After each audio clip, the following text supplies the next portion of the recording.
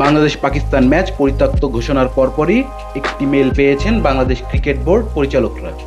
সেখানে জানানো হয়েছে আগামী সোমবার দুপুর 1:30টায় বিসিবি কার্যালয়ে পরিচালনা পরিষদের পরবর্তী সভা ডেকেছেন বিসিবি সভাপতি ফারুক আহমেদ। যদিও এই বৈঠকের আলোচ্যসূচি কী থাকবে সে বিষয়ে জানানো হয়নি পরিচালকদের।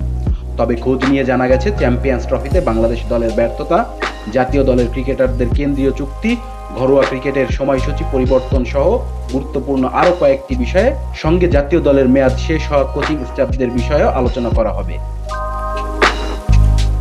এই আলোচনায় সিনিয়র সহকারী কোচ মোহাম্মদ সালাউদ্দিনের মেয়াদ বাড়ানোর সিদ্ধান্ত আসবে বলে ইঙ্গিত দিয়েছেন একজন পরিচালক।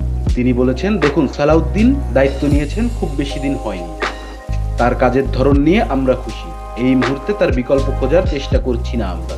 প্রধান কোচ ফিল সিমন্স সম্ভবত বিকল্প খুঁজলেও দায়িত্ব নেয়ার মতো কাউকে খুঁজে পায়নি বিসিবি।